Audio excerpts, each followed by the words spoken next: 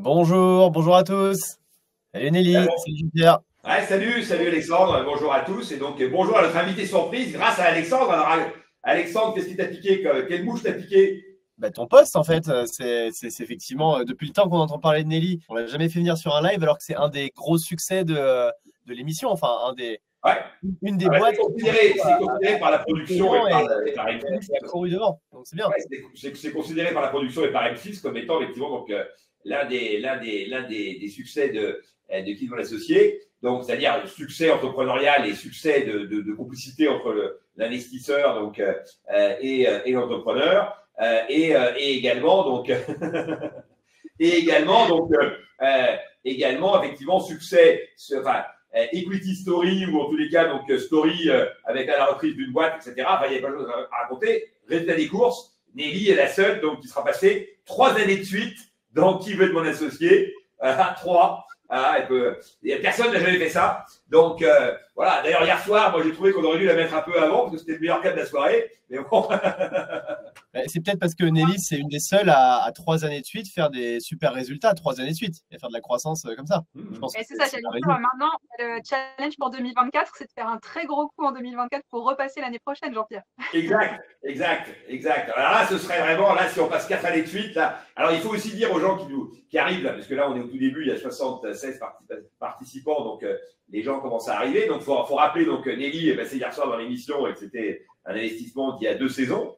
Faut rappeler que d'ailleurs, la deuxième saison, donc, tellement c'était une séquence qui était bien avec ce petit combat avec l'archevêque. Bon, d'ailleurs, Nelly, on dira un petit mot tout à l'heure parce qu'elle a trouvé que la séquence était un peu brutale pour Eric. Donc, peut-être que tu voudras dire un petit mot. Mais toujours est-il, donc, on avait fait, il faut rappeler que l'an dernier, c'est nous qui avons fait donc l'ouverture de la saison, on va dire, avec le journal de Soir 3, de Soir 3, pardon, de M6, qui s'appelle pour le moment M6 à 10h45, là. Donc, parce que c'est plus 20h sur M6. Et avec le cas de Biotimix. Donc, Biotimix, en fait, c'est même 4 fois, parce que 3 fois donc, dans Qui veut l'associer et l'ouverture de l'émission donc l'an dernier. Donc, c'est vraiment la boîte un peu emblématique de cette émission.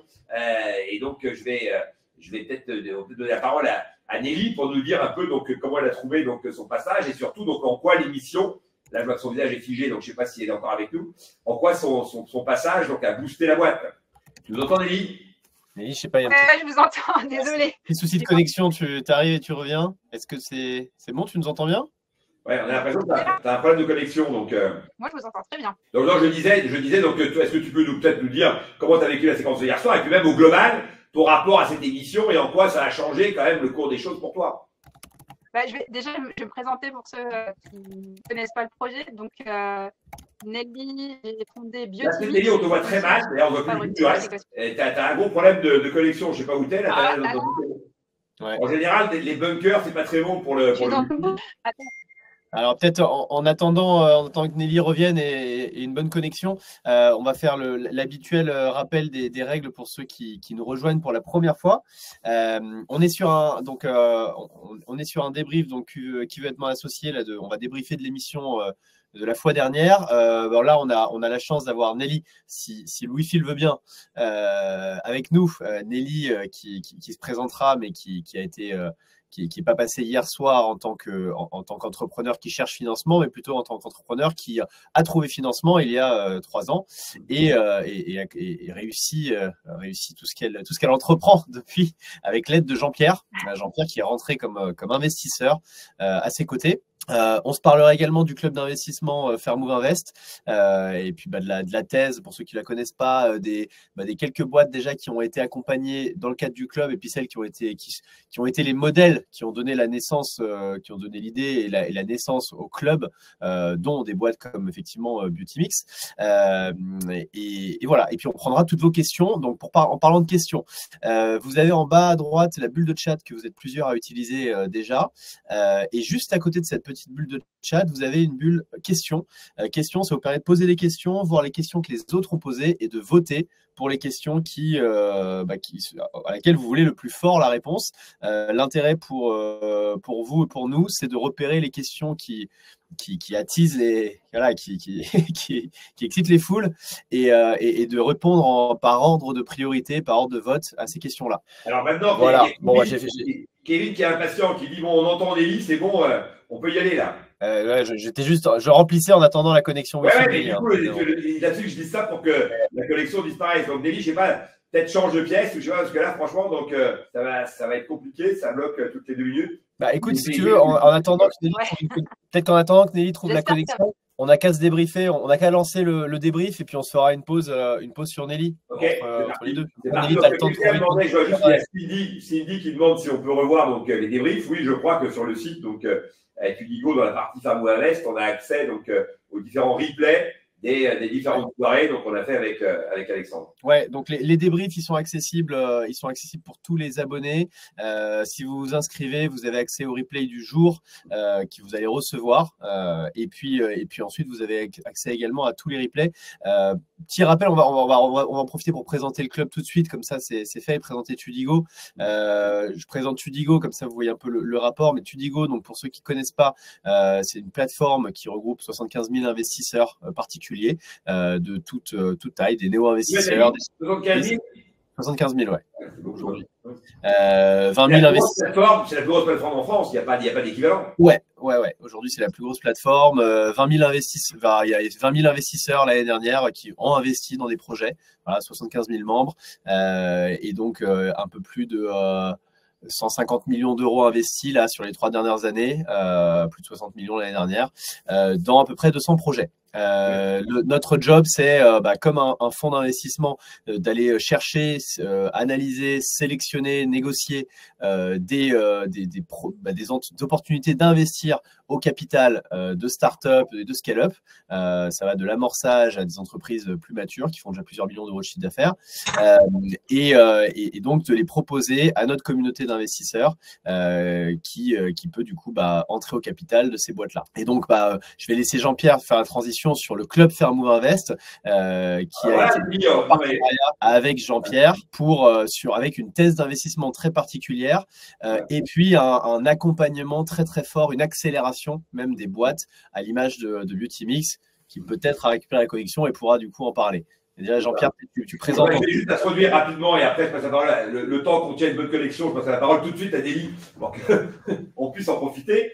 Donc, je vois d'ailleurs que dans les nouveaux locaux de Tudigo, pour en dire un mot, donc il y a une petite cabine où on peut s'isoler pour faire les masterclass et les lives là. Donc, parce que hier, Alexandre m'a montré un peu ces nouveaux locaux qui ont l'air très, très sympathiques. Donc, pour revenir à ma thèse d'investissement, moi, en fait, dans l'émission, on voit très bien comment je raisonne. Donc, et après, quand on va prendre les différents cas, donc, moi, je suis assez rationnel, donc, et je suis assez lisible, comme on dit, donc, au poker. Et en fait, j'ai découvert, donc, ma thèse, c'est finalement chemin faisant.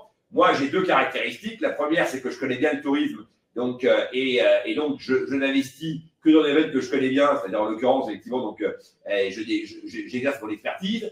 Et puis, j'ai 2 caractéristiques, je suis entrepreneur, et donc, je comprends les projets entrepreneuriaux et je comprends les gens qui portent les projets en question. Donc, l'idéal pour moi, c'est quand il y a un bon entrepreneur sur un projet que je connais, sur un marché que je connais bien et un projet que je peux largement accompagner. Et ce qu'on voit dans l'émission, c'est ça, c'est que moi, en fait, j'accompagne des gens, je m'intéresse au sujet, j'ai des idées donc à partager donc avec eux. Et évidemment, c'est pour moi qui fais le boulot. Quand Nelly dit, elle est très gentille de rappeler tout le temps, d'aller beaucoup aider.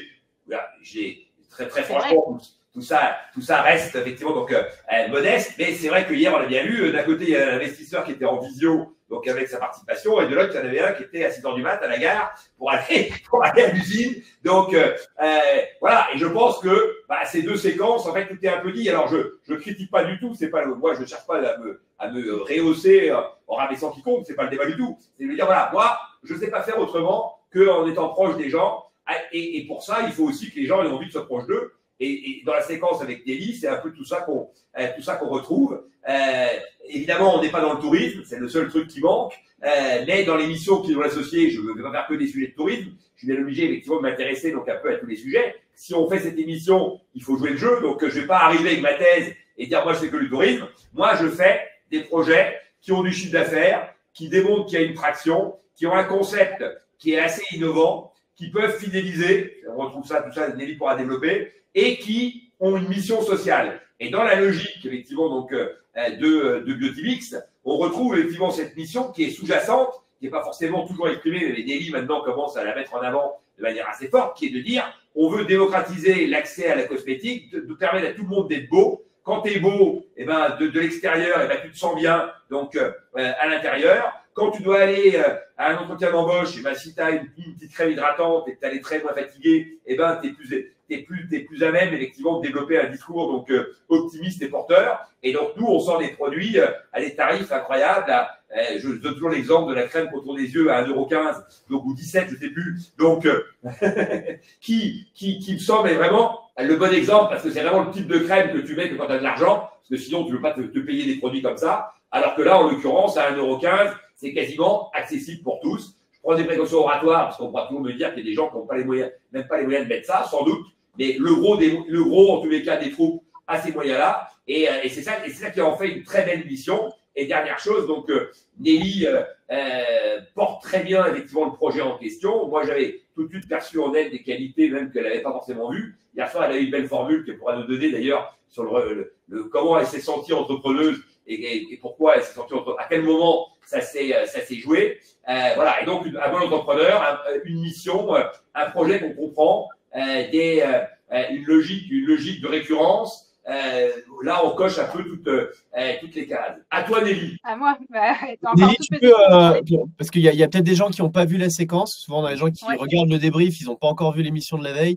Peut-être si tu peux peut-être représenter Biotimix, puis les dérivés d'ailleurs, parce que tu as lancé une deuxième marque aussi, et nous parler aussi de la croissance. Parle-nous de la boîte, peut-être repitche-nous la boîte, comme si tu étais sur Qui veut être mon associé, mais maintenant, avec l'attraction. Et puis après, n'hésite pas à nous parler un peu de la relation avec Jean-Pierre. Je pense que tout le monde veut savoir qu'est-ce que c'est d'avoir Jean-Pierre au capital qui t'appelle 4 fois par jour. Non. Le samedi seulement. Ah, bon. Donc Nelly, fondatrice de Biotimix. Jean-Pierre, tu as fait une super intro. On propose effectivement des cosmétiques à prix coûtant. On aide les gens à fabriquer eux-mêmes leurs produits de beauté, de soins, de bien-être, avec que des produits bio. Donc en plus d'être pas cher, en plus c'est des produits de super qualité et qui font pas de mal à la planète. Donc voilà, on essaie vraiment de cocher toutes les cases. Moi, je suis ingénieure de formation. J'ai monté cette boîte avec mon petit frère qui est développeur. Et donc, on a passé 2 ans à développer notre produit, notre application mobile, notre petit robot, nos recettes de cosmétiques. Et on a essayé de les lancer sur le marché.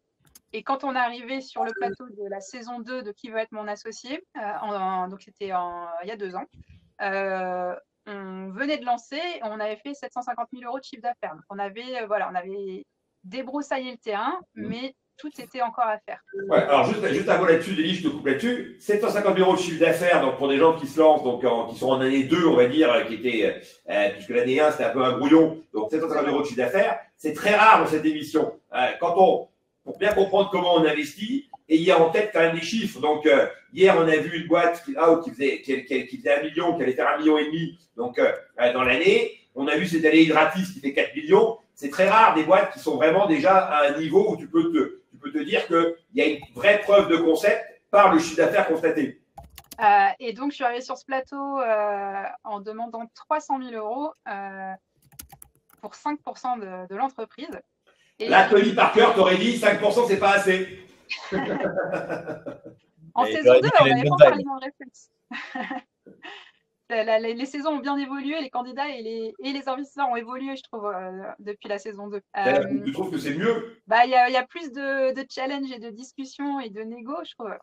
Ouais, ok. Non, mais c'est intéressant. Moi, j'avais 2 offres, une de Jean-Pierre et une qui était 300 000 € pour 8% et une d'Éric Larchevêque qui était 400 000 € pour 10%.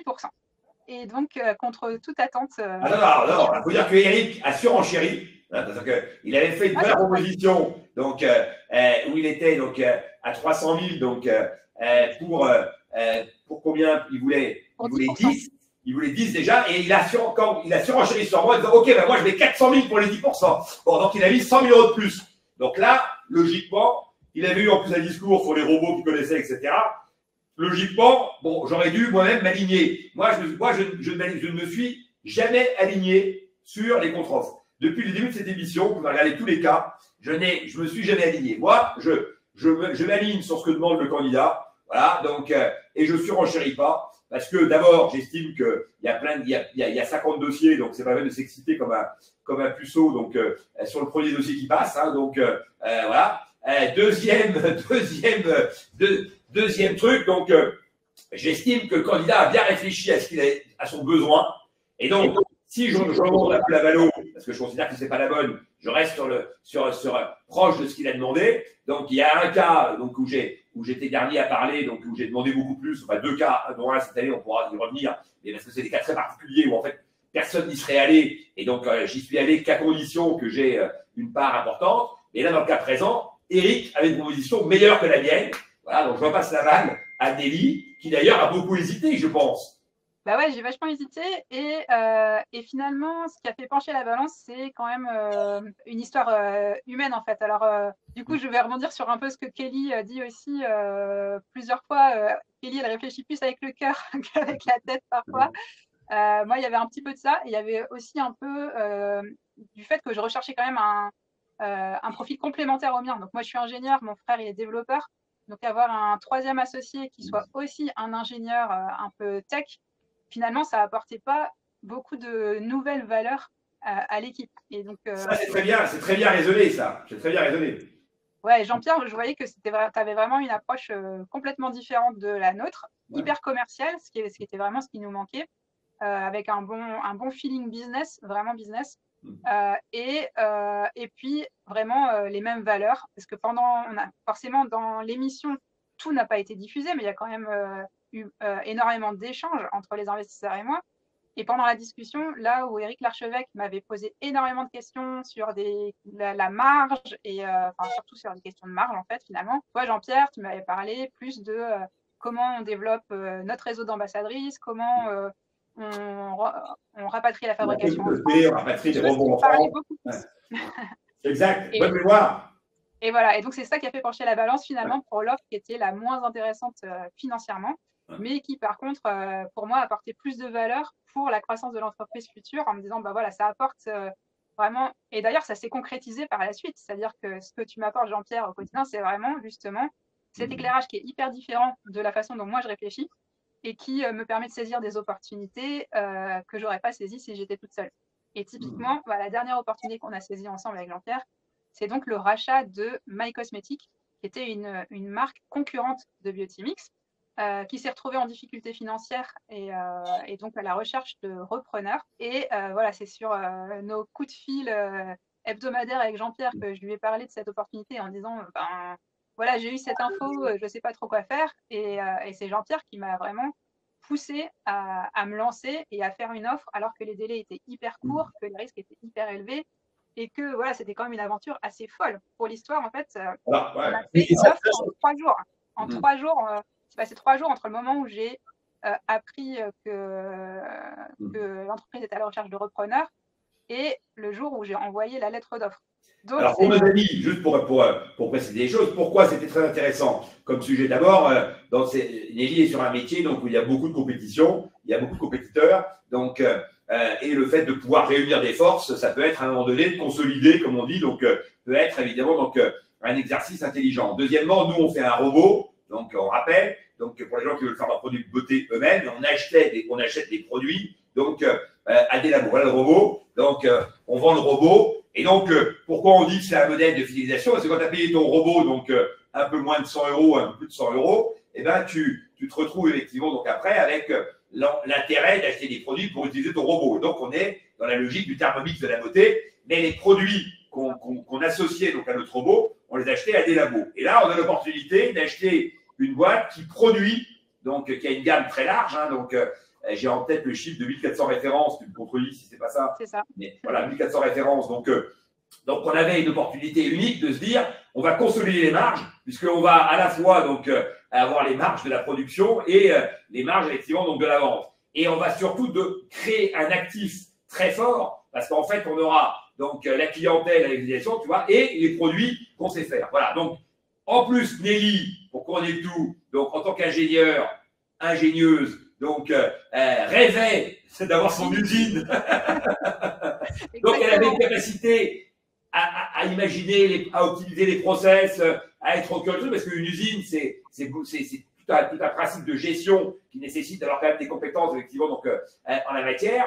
Et donc, moi, au nom de toutes ces raisons, considérant que Nelly avait le bon profil pour prendre l'affaire en main, qu'on allait consolider ensemble et que ça élargissait le périmètre de notre action et que ça permettait en plus d'avoir des marges donc plus fortes ou de baisser les prix selon effectivement donc les cas, et en plus de pénétrer des marchés sur lesquels on n'était pas forcément encore parce qu'il y avait des clients que nous on n'avait pas. Donc toutes ces raisons.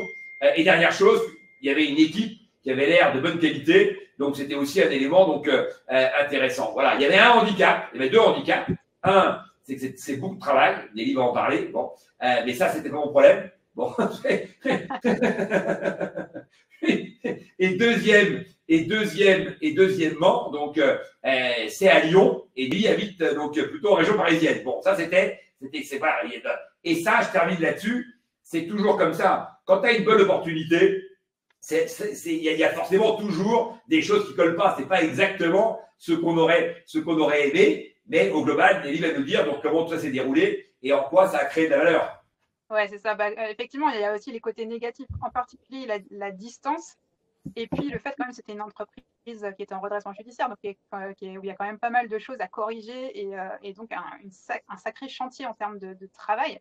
C'est pour ça que je parle encore une fois du rôle de Jean-Pierre en tant qu'investisseur, parce que si tu es entrepreneur seul face à cette décision, c'est hyper facile de se laisser envahir par le doute et de voir que le risque et la quantité de boulot et de laisser tomber, de passer sa chance. Et donc Jean-Pierre, avec son regard extérieur, il a ce rôle-là d'avoir plus de hauteur et de me bousculer, en l'occurrence, là, pour y aller et foncer. Et vas-y, Alexandre. Non, mais je pense que c'est hyper intéressant et d'ailleurs, c'est, je pense, tout l'intérêt d'avoir un investisseur qui est entrepreneur, mais pas juste en plus néo-entrepreneur, qui n'a pas fait juste une start-up dans le digital, qui a levé des fonds, qui est scalé, etc. Mais Jean-Pierre, ça se voit pas, on l'entend pas trop dans l'émission. Moi, je sais parce qu'on a eu des discussions de plusieurs heures, mais tu as un parcours quand même très, très. Tu as quelques dizaines d'années de boîte et tu as consolidé des activités par le passé. Et d'ailleurs, Fairmove, dans lesquelles on a investi avec la communauté Tudigo, d'ailleurs, tu as commencé à consolider, à faire des rachats de boîtes aussi. Bien sûr, bien sûr. Moi, je pense dire deux mots parce que c'est une stratégie aussi qu'on n'imagine pas toujours. C'est vrai. C'est une bonne remarque. Moi, je pense que si tu veux, il y a 3-4 raisons à ça. La première raison, effectivement, donc, c'est que la French Tech, donc, tu vois, donc, la Startup Nation, etc. Donc, tout ça, en fait, a créé donc une dynamique sans précédent de création d'entreprise. Bon. On rappelle donc, c'est créé. Alors, donc, on rappelle les chiffres. 1 million d'entreprises créées par an. Là-dedans, il y a des travailleurs indépendants aussi, le mec qui fait du Uber, donc, et peut être là-dedans. Donc, il n'y a pas que des boîtes qui vont employer 100 personnes. Mais globalement, en tous les cas, donc, 1 million de création d'entreprise, c'est ayant du jamais vu, et c'est assez constant depuis maintenant, donc, 3-4 ans. Donc, ça, c'est le premier élément. Il y a une créativité, donc, une émulation, donc, sans précédent. Là, j'étais à la Sorbonne mardi soir, donc, devant les étudiants, en master, donc entrepreneuriat, etc. Maintenant, il n'y a plus un gars qui veut être cadre chez Total, quoi. Tout le monde veut créer sa boîte. Donc, tout le monde a des idées et tout le monde pense que c'est possible. Ça, c'est quand même un truc très différent avec une époque où, quand tu disais j'ai créé une boîte, on te disait, mais t'es cinglé, pour tes points retraite, ça va pas être bon, tu devrais donc prendre un bon boulot, et pourquoi tu irais t'embêter, etc., etc. Bon. Aujourd'hui, donc, il y a une dynamique, donc, sans précédent. Et, malheureusement, dans toutes ces boîtes, donc il y en a que un tiers qui vont réussir, donc véritablement va exister, et il y en a 70% qui vont passer à la trappe plus ou moins rapidement. Bon. On sait qu'il y a déjà 35% quasiment qui passent pas les 2 premières années. Donc voilà. Dans celles qui passent à la trappe, il y a des choses de très grande qualité qui ont été faites, mais parfois il manque.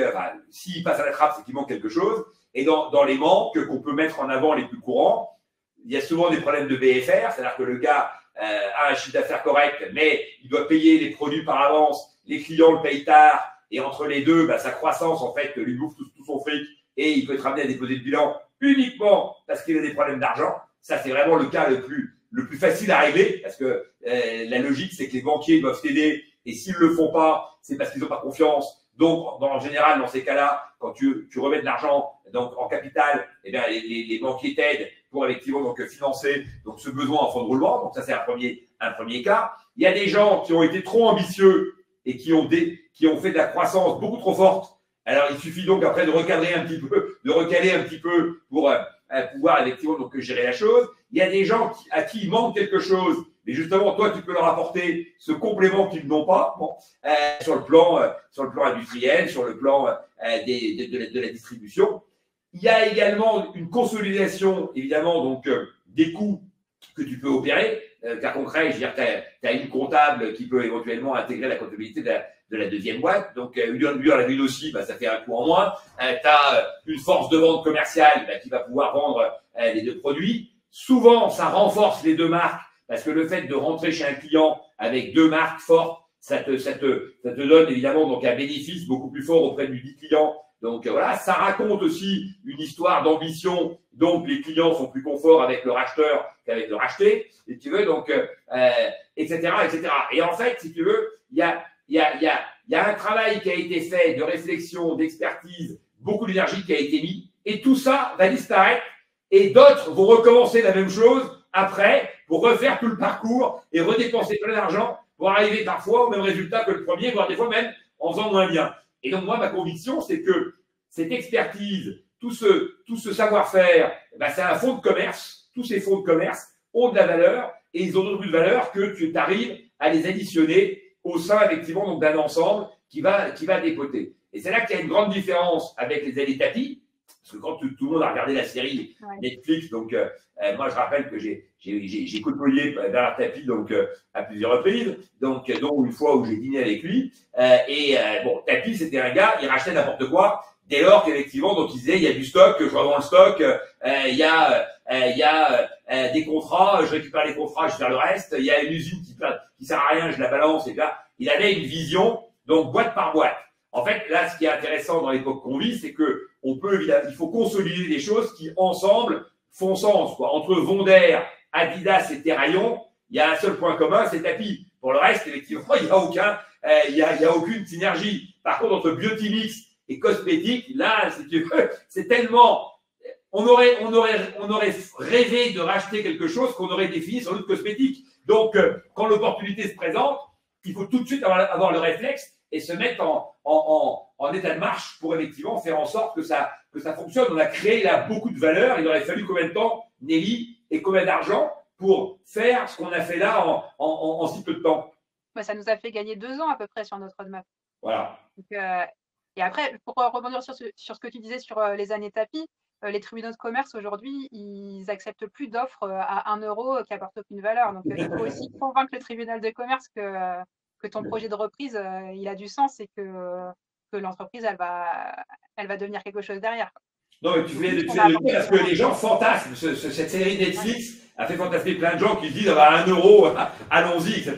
Tu as tout à fait raison. Je veux dire, aujourd'hui, les tribunaux de commerce, donc, ils sont effectivement donc plus du tout aussi naïfs donc qu'à une époque. Donc, et ils ne sont pas ratiboisés donc de la même manière. Et globalement, ils préfèrent que la boîte s'arrête plutôt que la retrouver 6 mois plus tard, donc dans un état encore pire, quoi. Donc, parce qu'en général, il faut rappeler pourquoi ils font ça, parce qu'en général, quand tu creuses le trou, il y a encore plus de gens qui perdent d'argent. C'est-à-dire qu'à la fin, c'est encore plus désastreux. Donc souvent, ils se disent, faut mieux couper tout de suite, parce que et pas continuer à aggraver la situation. Voilà. Donc le fait est que par contre, quand ils ont quelqu'un de sérieux et qu'ils ont effectivement une bonne proposition, eh bien, tu peux faire effectivement donc non pas des affaires. Il ne s'agit pas là d'être opportuniste et de penser qu'on fait ça parce qu'on va gagner du fric, etc. Nous, on réfléchit dans une logique industrielle. Et quand ta logique industrielle est efficace et performante, alors à la fin, tu auras sans doute un bon résultat. C'est ce qui est en train de se passer donc, avec Biotimix. Mais entre les deux, et j'en passe la parole à Nelly, elle a fait un travail remarquable et un investissement sans précédent. Tu as bossé jour et nuit quasiment. Jour et nuit pendant 6 mois et c'est pas encore fini, mais ça vaut le coup. On voit, on a bien déblayé le terrain là, et on commence à voir le résultat des synergies entre les deux boîtes. Ouais. Et alors on peut aussi dire Donc, on peut aussi dire qu'il y a eu des effets collatéraux négatifs. On a perdu un contrat, on a perdu un truc, voilà. Évidemment qu'il n'y a pas, tout ça n'est pas que un long fleuve tranquille, mais globalement, elle a récupéré la situation. Ce qu'on avait perdu, on l'a retrouvé, etc. Voilà. Mais tout ça met un peu de temps, forcément. Donc, il y a des gens qui t'aiment pas parce que ils disent, moi j'étais copain avec le précédent, vous êtes des salauds, vous avez repris le truc, etc. Et ils veulent plus distribuer. Bah, que sais-je encore, si tu veux. Donc, bien sûr que tout ça n'est pas simple. Hein, donc, mais encore une fois, moi j'avais confiance dans la capacité de Nelly à pouvoir effectivement donc supporter, porter et supporter tout ça, parce que quand elle a compris que la picture finale donc allait effectivement donc être géniale, bah, ça donne quand même, tu vois, c'est-à-dire que tu sais pourquoi tu te bats, tu sais pourquoi tu fais ça, voilà. Et donc globalement c'est ça qui est important, c'est que le projet ait du sens. Et quand le projet a du sens, que ce soit pour les clients, pour les partenaires, donc pour les actionnaires, pour l'entrepreneur, pour les salariés, et ben ça te donne quand même un surcroît d'énergie, quoi. Alors, pour ceux qui n'ont pas encore vu le passage, allez voir le replay, hein, parce qu'on est passé très tard, à minuit et quart hier, mais franchement… Non, minuit 5, j'ai regardé, t'exagères. C'était au tout début. Ça a fini à minuit et quart. En tout cas, allez regarder le replay pour ceux qui n'ont pas vu le reportage, et comme ça, vous verrez les images de notre magnifique usine. Et Nelly, pour juste donc là, où est-ce qu'on en est du coup de l'aventure Beautymix? Si on se parle de quelques chiffres, où est-ce que, enfin, si possible de les partager, et où est-ce que vous allez? Et puis on terminera avec une dernière question pour Jean-Pierre sur qu'est-ce que finalement il a repéré, qu'est-ce que toi Jean-Pierre tu as repéré chez Nelly, parce que pour en parler, hein, tu en parles souvent, il y a la boîte et puis après il y a les entrepreneurs, et souvent d'ailleurs tu fais des remarques, tu poses la question à les entrepreneurs pour savoir si c'est des inventeurs ou des entrepreneurs. Tu l'as fait 2 fois déjà. Non, un truc que je fais aussi, c'est que des fois, même je demande, est-ce que vous êtes en couple quand il y a 2 personnes, etc. Parce que, en fait, tout compte dans ton analyse, si tu veux, de la situation, tu vois. Donc, voilà. Donc, les gens se disent, mais c'est des questions qui n'ont rien à voir avec le sujet. Mais si, tout l'environnement dans lequel tu évolues, etc. Donc, tout ça, ça a à voir. Nelly, je sais qu'elle a 3 enfants, que son mari est australien. Tu vois, on va dire, c'est important. Si tu veux créer une activité avec les gens, etc., tu dois connaître aussi leur situation personnelle et leurs ambitions dans la vie, etc., etc. Enfin, tu vois, c'est pas juste c'est pas que du business, c'est que des CV, etc. C'est loin s'en faut. Donc Beautymix, où on en est? Bah écoute, donc on travaille sur la fusion avec My Cosmetics. Donc notre but, c'est en fait de faire évoluer notre offre. Au départ, on faisait un robot de cosmétiques maison, et maintenant vraiment on évolue vers une marque de cosmétiques, comme disait Jean-Pierre tout à l'heure, abordable, vraiment accessible à tout le monde. Donc des soins de qualité, bio, et qui soient vraiment accessibles à tous. Donc on élargit notre offre avec des soins à fabriquer soi-même, mais aussi des cosmétiques bio prêts à utiliser ou à personnaliser. Donc l'idée, c'est d'aller toucher encore plus de gens avec cette mission de proposer une solution abordable, de qualité et bio, donc bonne pour soi et bonne pour la planète. Et là, vous rajoutez une option un peu plus simple pour ceux qui n'ont pas envie de démarrer de zéro leur recette, quoi. Exactement, ouais, pour toucher un public plus large, ceux qui auraient peur de se lancer à fabriquer, même avec le robot, ils ont aussi l'option d'acheter nos soins prêts à l'utilisation. Ceux qui, par exemple, ont du mal à allumer un barbecue. On en parlera tout à l'heure. C'est ça, exactement. C'est ça. Et donc avant post-fusion, là, vous êtes combien de personnes chez Beautymix aujourd'hui? Beautymix plus My Cosmetics. Jean-Pierre a parlé des challenges. Alors, le challenge, c'est quand tu fusionnes une entreprise qui est basée à Chartres avec une entreprise qui est basée à Lyon. Il y a le plus gros challenge, c'est la réorganisation des équipes.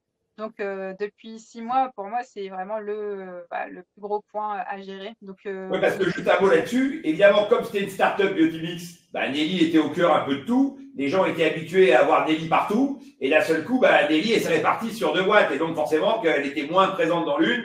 Et donc, ça, tu peux en dire un mot, ça a eu des répercussions. C'est-à-dire qu'évidemment, tout de suite, nous, entrepreneurs, on le sait, une des caractéristiques, c'est l'énergie qu'on envoie dans les équipes, etc. Et quand on n'est pas là, ça marche moins bien. Ouais, bah après, j'ai quand même des équipes au top qui gèrent quand je suis pas là, hein.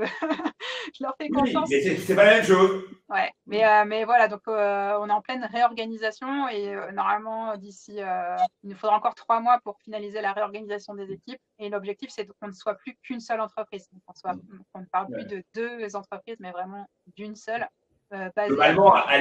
à l'été 24, là, on sera en ordre de marche complètement, quoi. On aura tout digéré, tout mis en place, on sera en ordre de marche, quoi, donc, pour délivrer la suite. Et donc, c'est 25.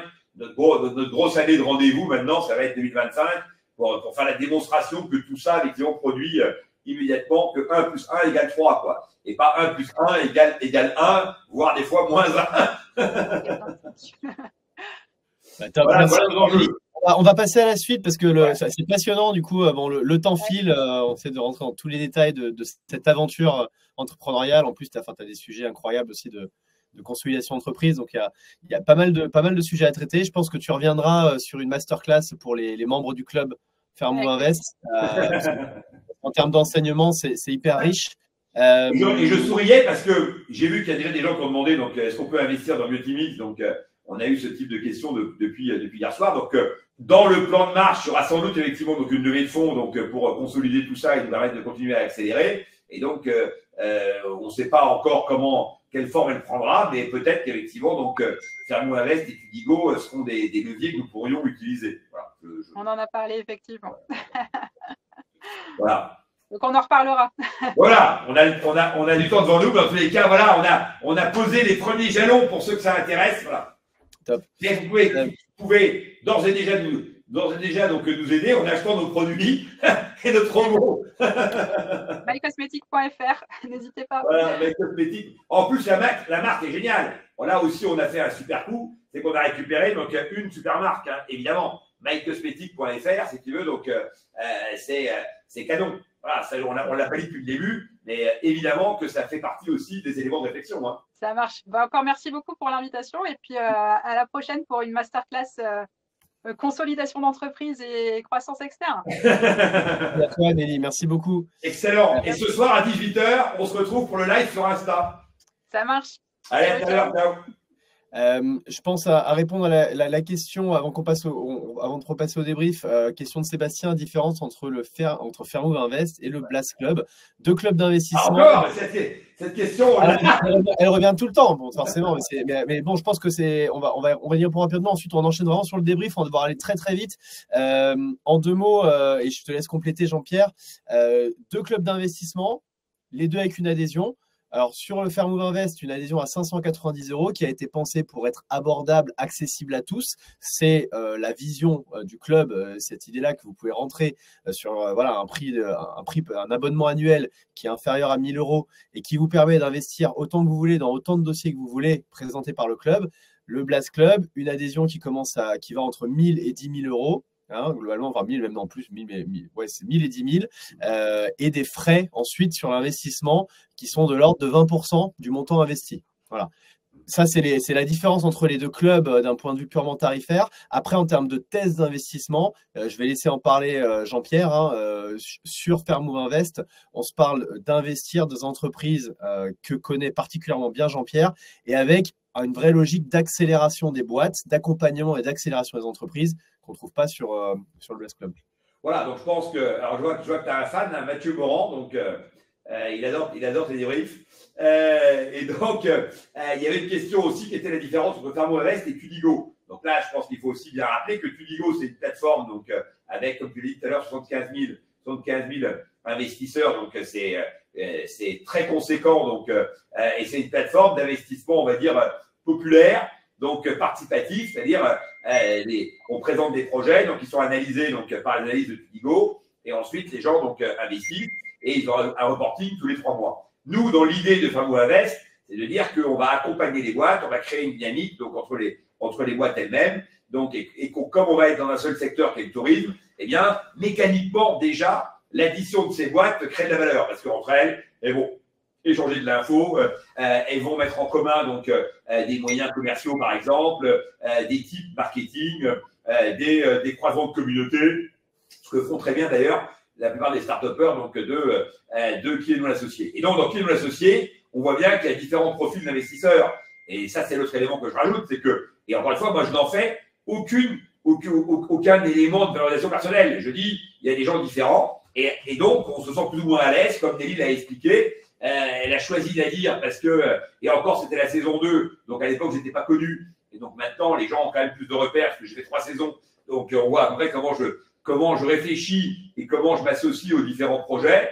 Bon, et donc moi, c'est vrai que j'aime bien être en contact, j'aime bien effectivement donc accompagner. Et il y a des cas que je trouve très bien, on va en parler après dans le débrief des boîtes, où j'y vais pas parce que je pense que j'ai pas beaucoup de valeur ajoutée personnelle, que globalement, ça va me prendre beaucoup de temps si je veux me mettre à niveau sur le secteur en question. Et comme ce qui me manque le plus, c'est du temps, bah, j'essaye de l'optimiser. Et qu'en plus, il y a plein de sujets donc, sur lesquels je suis légitime. Pourquoi j'irais m'embêter sur les sujets auxquels je ne comprends rien? Voilà. Et donc, je l'ai expliqué hier soir dans l'émission. J'ai dit, voilà, moi, quand je ne comprends pas, je n'y vais pas. Donc, voilà. Et donc, c'était le cas d'une des boîtes, on va en reparler tout à l'heure, sur lequel, bah, OK, moi, j'en sais strictement rien si le gars, il a une chance ou pas. Donc, il faut lancer une pièce en l'air. Et donc, dans Fermons à l'Est, je suis capable d'expliquer chacun des investissements, pourquoi effectivement donc ça va fonctionner. Donc, je peux aider les gens, c'est déjà le cas donc sur les 3 boîtes qu'on a. Donc, voilà, je peux aider concrètement. Là, j'ai débloqué pour Rock'n'Roll une situation pas plus tard que hier. Donc, voilà, la thèse, c'est qu'on est au contact, on est au cœur des réflexions et on peut aider à orienter donc les décisions pour en prendre plutôt des bonnes. Super. On a moins de 20 minutes pour faire le débrief des boîtes de l'émission. Donc, je te propose qu'on y aille et qu'on soit concis, surtout pour avoir du temps pour les questions. Allez, vas-y. On va commencer par Super Jetcar. Super Jetcar, station de lavage auto qui recycle l'eau usée et qui, avec du coup 5 centilitres d'eau neuve, arrive à laver des voitures en 4 minutes 30. T'as bien je crois que c'est ça. Ouais. Bon, ça, je te la tout de suite. Donc, 3 choses. Donc, 1, le mec était très bon parce que, justement, ce que tu dis là, 4 minutes 30, etc. Donc, le gars, il avait vraiment, il a tout optimisé, tout calculé. Et donc, très clairement, il sait de quoi il parle. Moi, simplement, j'ai résumé la chose à la fin. Donc, ma conclusion, je pense, est très bonne. Des fois, elles sont pas toujours bonnes, mais celle-là, je l'ai trouvé efficace sur tous les cas. 1, donc, il faut mettre 2 millions d'euros pour créer un centre. Donc, c'est des investissements qui sont extrêmement onéreux, avec des capex que tu vas amortir donc, sur 7 ans.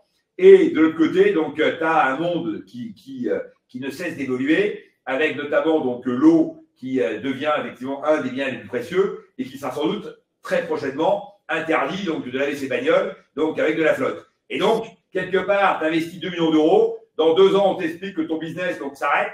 Donc, et toi, il t'en fallait 7 pour récupérer ton fric. Voilà. Donc, globalement, je pense que c'est trop de capex.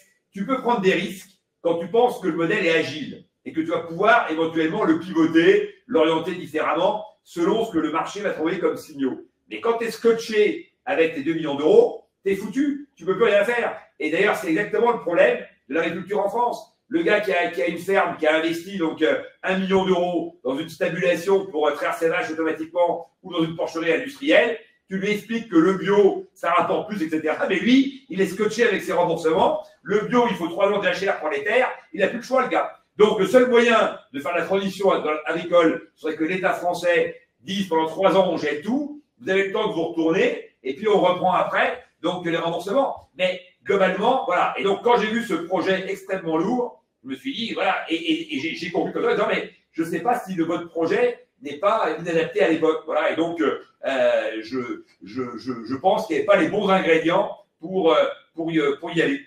Ouais, en effet. Et nous, d'ailleurs, on a sélectionné une boîte qu'on aura bientôt en levée de fonds là, sur Tudigo. Ah oui, il y a Vianney qui le dit.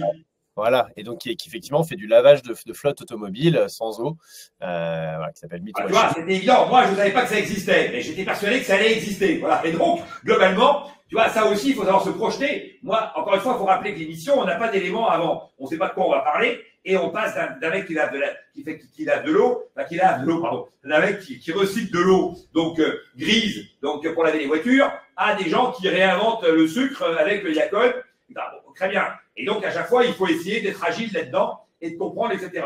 Donc, là, il n'y avait pas assez d'ingrédients pour se dire, j'y vais. Et il y avait sans doute toutes les raisons de se dire, c'est sans doute pas, le gars a identifié un bon problème, mais c'est peut-être pas la bonne réponse parce qu'il y a mieux que recycler l'eau. Il y a ne pas utiliser d'eau. Voilà.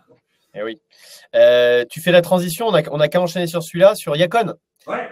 Yacon, pareil. Yacon, c'est une bonne équipe, donc évidemment, donc ils sont bien sous tout rapport. Donc la jeune femme parlait très bien, donc très charmante, du charisme. Voilà, les deux autres avaient l'air d'être bien à leur affaire. Donc voilà, un trio sur lequel tu as envie de miser. Voilà. Après, le projet est un peu débutant. Le Pérou, moi j'en sais rien, quelle est leur capacité donc à verrouiller la production de Yacon au Pérou. Le développement du Yacon en dehors du Pérou, pour l'instant, on ne sait pas trop. On a 1,5 hectare, donc en Bretagne, on verra bien ce que ça donne. Mais c'était aussi là un peu débutant. Et pour l'instant, les contrats avec les gros fabricants pour développer des lignes de produits, donc des biscuits au Yacon, des bonbons au Yacon, etc.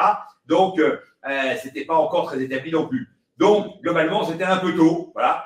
Et comme moi, je ne connais pas les fabricants de biscuits, tu vois, si j'étais pote avec un mec chez Belin ou chez, tu vois, donc, ou chez Andros, ou voilà, je me dirais, tiens, j'appelle le gars, tac, tac, tac, on fait un deal. Voilà. Mais là, en fait, j'en savais rien. Donc, j'ai pas de capacité accélératrice pour eux, si ce n'est de mettre de l'argent. L'argent, les 150 000 euros ou 250 000, tout ça, c'est des petits montants à l'échelle du projet qui est le leur. C'est un marché que tu n'arrives pas à verrouiller. C'est un marché mondial. Donc, tu as du cargo, tu as des trucs, tu as l'un des trois qui va au Pérou pour surveiller les…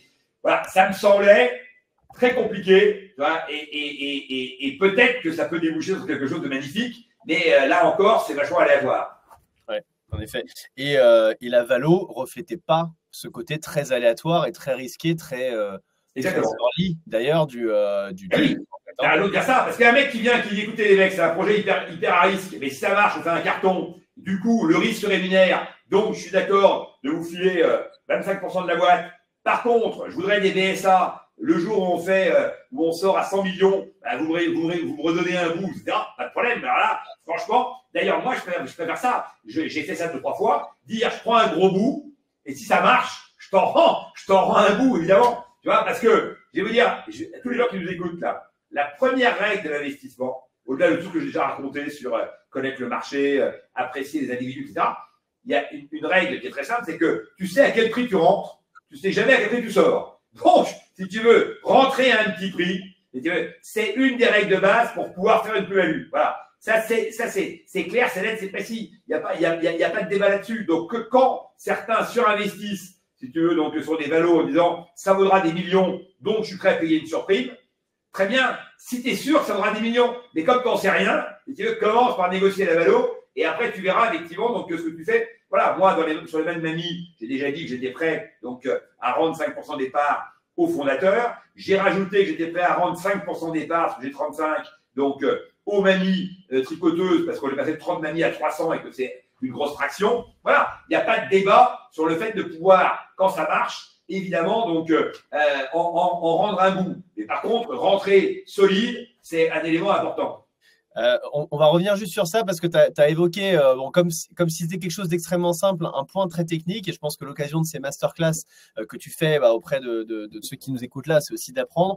Bon, déjà, on retient, tu sais jamais à quel prix tu rentres, tu sais jamais, tu sais toujours à quel prix tu rentres, tu sais jamais à quel prix tu sors. Ça, c'est première règle de l'investissement. Un point intéressant que tu soulèves, parce que les entrepreneurs sont parfois pas toujours enclin à le faire, et d'ailleurs c'est intéressant d'avoir ton point de vue sur justement leur réaction et pourquoi, ce que toi tu en penses quand il y en a un qui n'est pas prêt à le faire. Mais qu'est-ce que c'est ces fameux BSA, ce mécanisme par lequel tu vas rentrer, donne-nous un exemple concret, tu vois, avec une valo, par exemple tu vas prendre 100 000 euros pour 1 million sur une boîte qui demandait une valeur de 2 millions, qui demandait 100 000 euros pour 5%. Toi, tu prends 100 000 euros pour 10.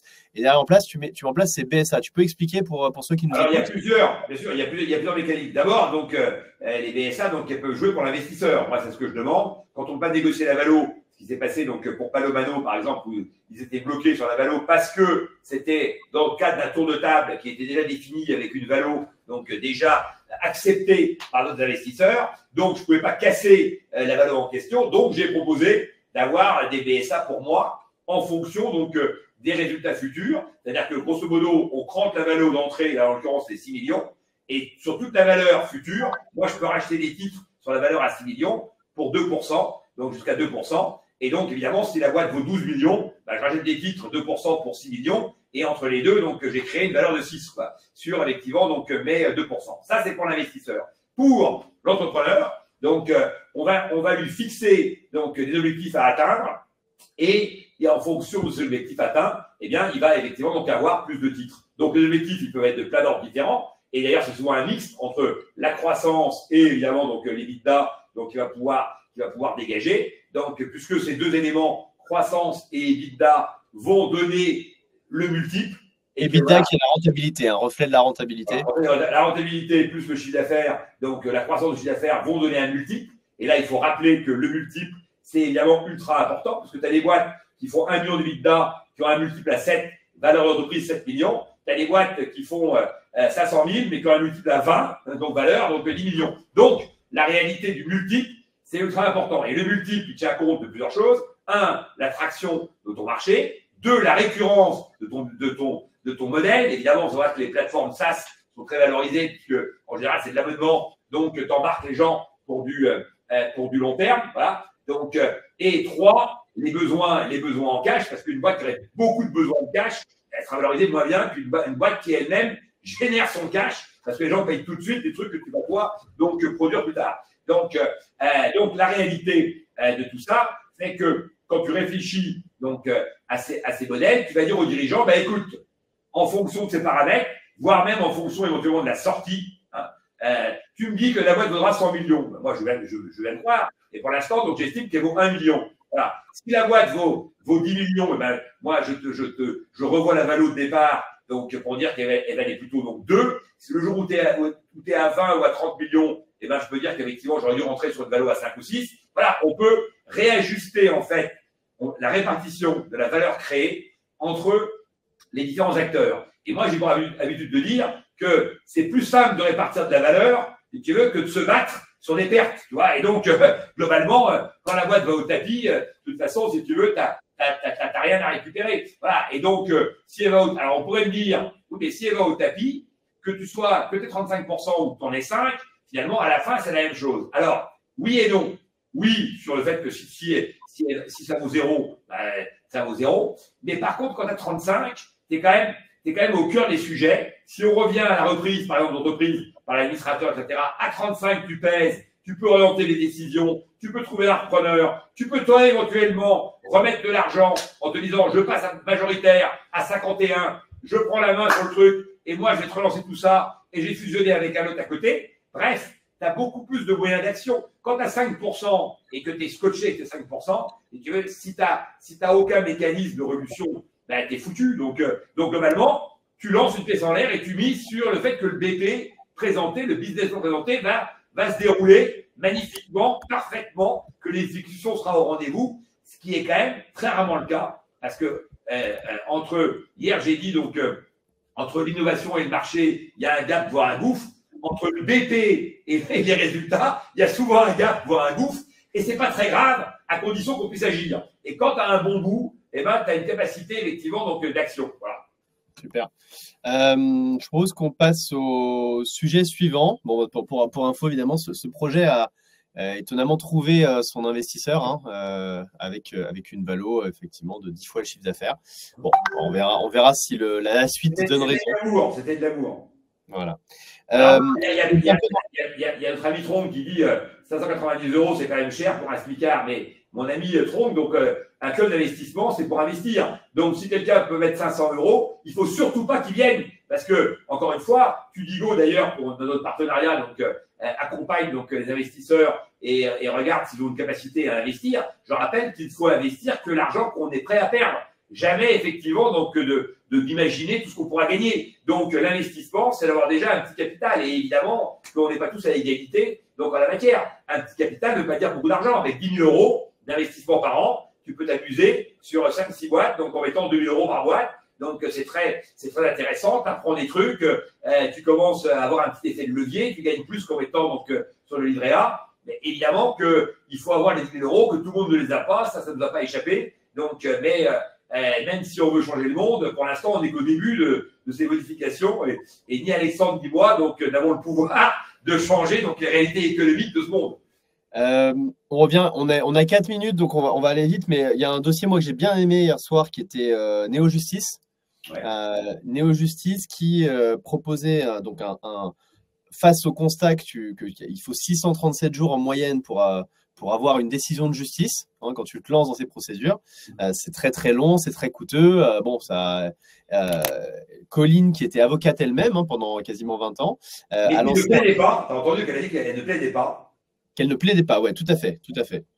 Elle a lancé un site de résolution des litiges en ligne à l'amiable, basé sur une solution d'arbitrage, qui permet, pour 99 € et 8% de la transaction finale, d'avoir un litige qui est résolu en moyenne en 2 mois. Écoute, non mais bon, plusieurs choses. Donc, Colline, effectivement, donc, a marqué les esprits parce qu'elle était très sympa, donc très à l'aise, donc, et qu'elle incarnait parfaitement donc, son projet. Donc là, on voit encore une fois que la personnalité de celui qui porte le projet donc, est un élément donc, évidemment important. Quoi. Elle est très à l'aise, elle a embarqué tout le monde, donc elle a vendu le fait qu'entrepreneur c'était génial et qu'elle, évidemment, elle en rêvait depuis longtemps, etc. Bon, acte 1. Acte 2, donc, elle a identifié donc, un vrai problème que tu viens de résumer et elle pense qu'elle apporte une solution au problème en question. Donc formidable. Voilà. Donc, et elle a mis ses économies, puisqu'elle a mis 70 000 € pour développer donc, sa plateforme. C'est ce qu'elle a dit donc, à Eric qui lui a posé la question. Elle cherchait, on voit qu'on est au début quand même de quelque chose. On voit qu'évidemment, là encore, ça va être tout ou rien, quoi. Voilà, ce truc-là, c'est où ça devient la plateforme de référence, où ça disparaîtra, parce que globalement, je ne vois pas comment ça peut fonctionner tout petit, quoi. Et donc, pour être la plateforme de référence, il va falloir mettre beaucoup de traction, beaucoup plus de moyens que ce qui a été levé hier, et il va falloir être vraiment donc très présent à ses côtés. Voilà, raison pour laquelle moi, comme j'y connais rien, j'ai pas de traction personnelle, et que effectivement donc je voyais bien qu'il y avait de l'intérêt donc par ailleurs, j'y suis pas allé, mais là c'est vraiment, je suis incapable de dire si ça marchera ou pas. Voilà. Donc l'idée est très bonne, évidemment, de cette conciliation entre les deux, du fait qu'il y en a un qui dit moi je suis prêt à mettre 500 et l'autre qui dit mais non, et moi à moins de 2000 je vais au tribunal. Très bien, donc la médiation automatisée. On a parlé de l'IA qui pourrait effectivement donc après apporter des résultats. Moi je pense quand même que si tu veux, la réalité donc des gens qui vont au tribunal, c'est qu'en fait, c'est qu'il y en a un des deux qui était malhonnête ou mal intentionné et que globalement, donc il n'a pas envie de faire une conciliation. Et donc, la réalité, c'est que dans les divorces, que Marc a pris cet exemple-là, il y a une séance dite de conciliation. Moi, j'avais divorcé, donc ceci dit, j'avais été marié, donc ça a évité d'avoir à divorcer. Mais je suis paxé maintenant depuis longtemps, mais je sais donc par mes copains, comme dirait Simon Silly, par mes copains qui divorcent, donc je suis au courant. Et donc, cette séance de conciliation, il y a une sur deux qui marche pas. Enfin, je connais pas le chiffre, mais globalement, donc voilà. Et donc, qu'elle soit en ligne ou qu'elle soit dans le bureau avec un juge, je pense qu'on aura à peu près les mêmes stats. Et après, dans celle qui marche, il y a quand même tout un échange, etc., qui dépasse, à mon avis, la simple logique digitale, tu vois. Voilà. Donc, moi, je suis pas totalement convaincu. Donc, voilà, je trouve l'idée géniale. Tu vois, et encore une fois, alors on va dire, mais attendez, vous rappelez n'importe quoi, vous dites que l'idée est géniale et vous n'êtes pas convaincu par. Mais moi, je répète toujours qu'on n'est pas sûr qu'une bonne idée fasse un bon business. Voilà. Si toutes les bonnes idées faisaient un bon business, si tu veux, donc les inventeurs du concours Lépine seraient tous milliardaires. Or, effectivement, donc c'est pas le cas. Et à l'inverse, donc les grands businessmen ne sont pas toujours des ingénieurs. Donc voilà. Par contre, très clairement, effectivement, donc il y avait une alchimie c'était un moment très sympathique de l'émission. Voilà. Alors voilà, d'ailleurs, parce qu'en parlant de ça, on a eu Stéphanie qui n'investit pas souvent. Ouais. Et je pense que Stéphanie était la bonne candidate, parce que Stéphanie a pas fait beaucoup d'investissement. Elle a vraiment envie d'avoir un truc sur lequel elle puisse s'investir.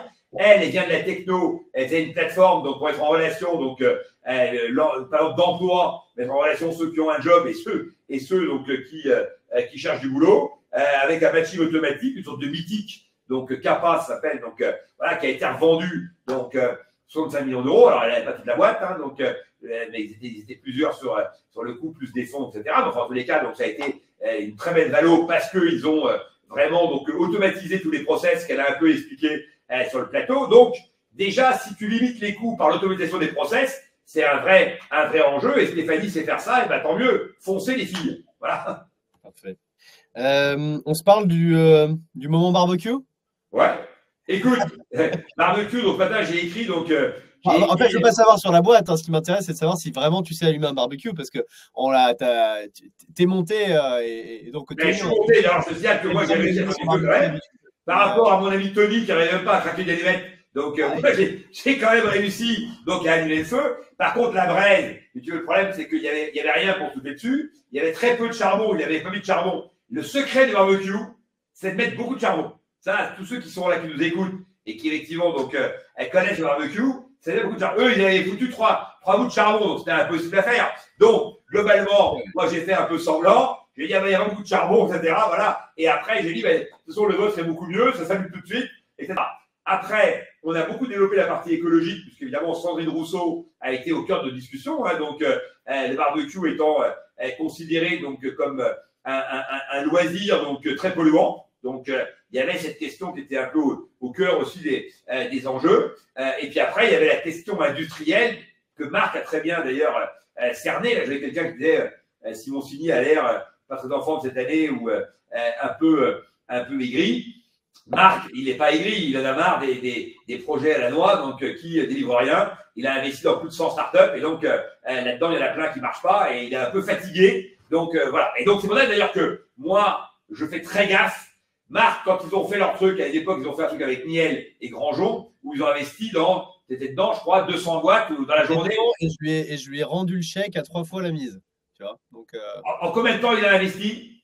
Il a investi en, je sais pas, 2 minutes, je pense. Voilà, 2 minutes. Une minute pour pitcher et puis une minute de il a eu la chance de tomber sur toi qui lui a fait rendu 3 fois la mise. Et à côté, il a 50 boîtes qui ont déposé le bilan. Quoi. Donc, la réalité, c'est que quand tu investis beaucoup, tu ne peux pas être partout, tout comprendre, etc. Donc, c'est ma grande théorie. Pour ça que moi, hier, ma femme m'a engueulé, par exemple, sur Skin Out en me disant, mais c'est scandaleux. Alors, pire, Mind Mommy. Elle m'a dit, mais attends, Mind Mommy, la fille est géniale. Pourquoi tu n'as pas investi, etc.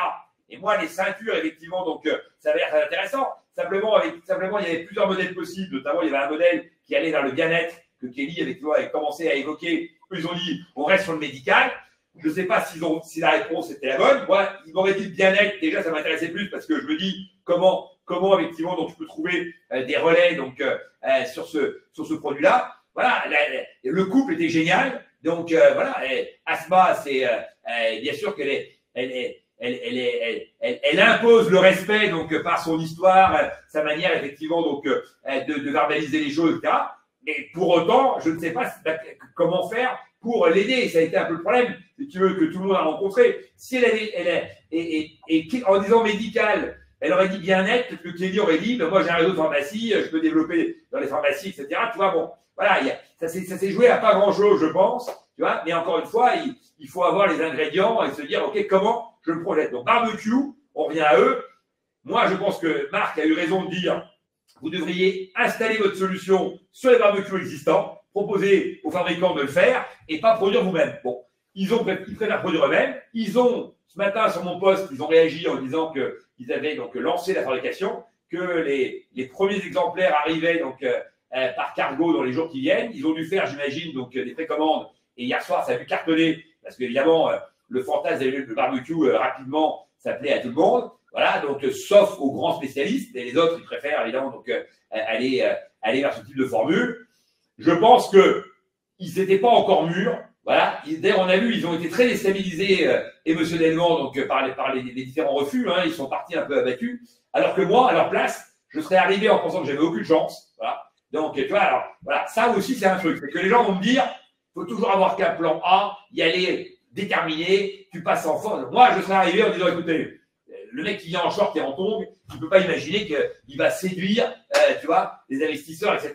Il sait que son produit est un peu charlot, que globalement, effectivement, donc c'est une séquence où la production va essayer de se marier un peu, mais que c'est pas le coup du siècle et qu'on fait pas une licorne en vendant 4 barbecues. Donc, globalement, il n'allait pas exciter les foules. Donc, il aurait dû partir d'un principe qu'il fallait qu'il trouve une solution de cranter les gens. Une des solutions que tu as laissé entrevoir là, c'est la valo. Il aurait dû dire, écoutez, moi je pense qu'on est au cœur d'un truc génial. On n'a pas encore trouvé tous les codes, voilà. Mais je suis prêt à vous faire une décote sur la valo très forte, parce que je pense que j'ai besoin de vous, donc tu vois, etc. Et là, c'était pas la peine de regarder Parker, parce qu'avant Parker avait investi dans le barbecue, c'est pas dans la veille, et tu veux, donc Bourbon encore moins. Et donc, il y avait moi ou Simon Simi. Voilà, je pense que si tu veux, il aurait dû. Et voilà, à leur place, c'est ce que j'aurais fait. Voilà, je me serais dit, je vais choper un des mecs, celui-là, je vais pas le lâcher. Si tu veux, et voilà. Parce que concrètement, il y avait quasiment aucune chance sur 2-3 profils. Voilà, Donc, quand j'ai vu qu'il était hyper ému, je me suis dit, mais il y croyait à fond. Alors que moi, je pensais qu'il blaguait un peu et que, si tu veux, ils étaient là parce que le passage télé, par contre, va beaucoup leur apporter. Ils vont avoir du barbecue, hein, c'est sûr. Là, en fait, ils sont passés sur Shark Tank aux États-Unis. Shark Tank qui est en gros le programme qui va nous associer à copier, hein, mais qui est la version américaine. Aux États-Unis, ce projet-là aurait fait un carton en termes de vente, parce que l'Américain adore faire du barbecue est prêt à consommer et on ne se pose pas vraiment de questions environnementales. Mais ils ont tous déjà des barbecues électriques, les mecs. Et donc après, le fait de dire que c'est au charbon, mais que ça s'allume tout seul, est-ce que ce serait un avantage? Ils font leur tête, là, ils s'en foutent. L'Américain, est-ce qu'il a le sens de ce genre de truc? Je ne suis pas bien sûr. D'ailleurs, l'erreur qu'ils font, c'est qu'ils disent on est des spécialistes du barbecue. Ils viennent avec un mec qui est spécialiste du barbecue aussi à la 3e, donc qui valide leur truc. Ils sont en short pour dire barbecue, c'est souvent en short. Et donc, ils font un peu touriste, si tu veux. Et donc, touriste sympathique. Voilà, comme j'ai dit une fois, donc à Flamingo Box, toi, ils veulent d'avoir comme pote, comme associé. Voilà, c'est-à-dire qu'ils m'ont invité à aller faire un barbecue avec eux un jour, j'ai la tête, et on invitera à Flamingo Box, on boira une bière en même temps qu'on mange une saucisse, et on se marrera. Mais voilà, est-ce que pour autant j'ai envie de foutre 200 000 balles là-dedans? Pas vraiment. On va peut-être prendre. Tu veux parler de SoundDuct ou sinon on va se prendre les questions parce qu'on a déjà dépassé le temps. Parce que là, je veux en parler 2 minutes. Donc, je veux en parler pour 3 raisons. La première, parce que elles ont fait un très bon passage. Donc, les 2 sœurs, et pareil, elles répondent à toutes les questions et connaissaient tout leur shit, etc. Donc, magnifique. Deuxième raison, elles ont fait 500 000 la première année, 1 million la deuxième, 1,5 million la troisième, c'est-à-dire cette année, 1,5 million d'euros. Elles étaient quasi à l'équilibre. Voilà, donc Kelly, pourquoi elle est partie dans l'idée qu'il perdait beaucoup de fric? Vous n'êtes pas rentable. Elles sont quasiment à l'équilibre en ayant développé tout ça avec 200 000 euros. Parce qu'encore une fois, c'est bien beau de donner le chiffre d'affaires, mais ce qui est intéressant, c'est de voir à combien tu l'as fait. Tu vois, ce qui est important, c'est quel moyen tu as mis. Il y a des gens qui te disent, je fais 10 millions de chiffre d'affaires. Mais si tu as investi 20 millions pour faire 10 millions, et tu veux, je suis pas sûr que ce soit une bonne idée, sauf si tu es sur un trend incroyable et que tu vas faire 30 millions l'année après, etc. Mais donc, globalement, elles se sont vachement bien émerdées. Elles sont sur un créneau que je ne connaissais pas bien et qui semble effectivement donc un très bon créneau. Il y avait des synergies très bons parce qu'il y a la concurrence, mais elles traitent l'intérieur et l'extérieur. Apparemment, sur ce double modèle, il n'y a pas grand monde. Voilà, donc elles ont leur boîte avec le protocole qui était vachement bien shadé, donc super bien fait. Et moi, je pensais que Kelly allait faire une offre, puisqu'il y avait évidemment donc toutes les synergies possibles, donc entre sa boîte, son savoir-faire, donc et les 2 sœurs. J'ai eu raison parce que Kelly a fait une offre, sauf qu'elle a pour une fois fait une offre en négociant la valo, ce qui est un peu nouveau dans la stratégie de Kelly dans cette saison. Il faut que les gens comprennent qu'on n'est pas dans la chronologie des cas, et donc ce cas-là était passé avant un autre, donc je ne sais plus, mais en tous les cas, donc bizarrement sur ce cas-là, elle n'y est pas allée avec de l'amour, elle y est allée effectivement donc avec de la négo, et de la négo très claire, puisqu'elle a commencé par diviser. La valo était à 2,5, donc de mémoire, elle a proposé 1,3 million, donc elle était par 2, puis elle a remonté à 1,6 million, 1,7 million. C'est encore quand même très loin de ce que les filles donc, avaient cranté. Elles ont indiqué qu'elles avaient réussi à lever de l'argent sur le valo à 3 millions et qu'elles avaient des cotes à 2,5 pour Kelly. Bon, donc c'était quand même, elle faisait quand même déjà donc, un vrai geste pour montrer qu'elles avaient envie d'avoir Kelly avec elle. Elles avaient bien spécifié, quand j'ai dit, il faut le dire, elles avaient bien spécifié qu'elles voulaient quelqu'un qui les accompagne. Bon, très bien. Et donc, il y avait toutes les raisons de croire que ça allait fonctionner. Ça n'a pas fonctionné. Et donc, elles ont refusé, puisque c'est elles qui ont refusé donc, la contre-offre. Et je pense, entre nous, donc Kelly, si tu nous écoutes, donc je pense qu'elles ont bien fait. Et c'est là que j'ai eu cette formule à la fin, donc pour dire, effectivement, donc, que vous affrontez votre avenir courageusement, parce qu'elles ont conscience de ce que ça vaut. Elles n'avaient pas envie de dévaloriser la boîte, même s'il y avait plein de raisons de vouloir faire un câlin avec Kelly, donc à la fin de la séquence, voilà. Et donc, elles ont pris leurs risques. Entreprendre, c'est prendre des risques, il y a des options. Elles l'ont pris. Je pense qu'elles ont eu raison. L'avenir nous le dira. Voilà. Super. On va passer aux questions. Il y en a beaucoup. Il y a des questions, je pense, assez intéressantes en plus pour que tu puisses partager ton expertise. Gladys Gualdis qui nous demande comment est-ce que tu sens qu'une idée est bonne et qu'une entreprise va marcher? Est-ce qu'il y a des indicateurs forts? Bah, on l'a dit un peu là, si on résume tout ce qu'on a dit. Donc, l'indicateur fort, donc c'est déjà un dirigeant qui est capable de te convaincre qu'il dirige, il possède bien tous les éléments qui font donc son marché, donc sa boîte, son produit, donc ses équipes, etc. Donc ça c'est un premier indice, quoi. Quelqu'un qui semble bien maîtriser effectivement donc le sujet. Deuxième élément, il faut qu'il y ait un marché qui soit quand même suffisamment conséquent. Tu peux avoir un gars qui a une super idée, mais c'est un tout petit marché. Bon. Troisièmement, il faut qu'il y ait les moyens de produire. Donc, tu produis où? En Chine, en France? Dans quelles conditions? Il y a parfois des idées qui sont super et tu te rends compte en fait que c'est très compliqué donc à mettre en œuvre. En tous les cas, à des coûts acceptables pour pouvoir avoir un prix de vente donc qui soit accepté par les clients ou par les prospects. Donc là, évidemment, il y a une idée de prix psychologique. À quel moment, tu vois, donc le prix dépasse le potentiel donc des gens qui seraient intéressés par le produit. Et puis donc ensuite il y a la marge qui te permet d'avoir des coûts d'acquisition marketing ou d'avoir les moyens de payer des distributeurs pour effectivement donc faire connaître ton produit. Et ensuite il y a le rapport de force entre ces gens-là donc et toi. Reprenons donc l'exemple du barbecue. Le barbecue c'est vendu aujourd'hui par deux ou trois magasins donc en France. C'est plutôt eux qui ont la main que les distributeurs. Donc ils vont te tordre en quatre. Donc ils sont obligés d'accepter les conditions de dingue. Voilà, les Chinois, il faut les payer par avance. Donc parce qu'ils vont faire leur barbecue donc en Chine. Si tu n'as pas la capacité industrielle à le faire en France et à valoriser ce savoir-faire-là, eh ben tu es dépendant des Chinois. Pendant le Covid, on l'a vu, donc personne ne recevait de pièces. Bref, je veux dire, l'indice, c'est est-ce qu'on est capable de maîtriser tout ce sujet-là. Voilà. C'est-à-dire que des fois, tu vois assez vite que ce n'est pas le cas. Et je reviens au premier cas, à 2 millions d'euros. Le gars est très bon, il maîtrise, mais c'est tellement compliqué donc à mettre en œuvre, c'est tellement cher que c'est sans retour possible. Et donc, tout ce qu'on explique sur l'agilité donc dont il faut faire preuve dans l'entrepreneuriat, eh ben, là, on le perd. Et donc, ça renvoie juste au dernier cas qu'on n'a pas évoqué, donc sur la surdité.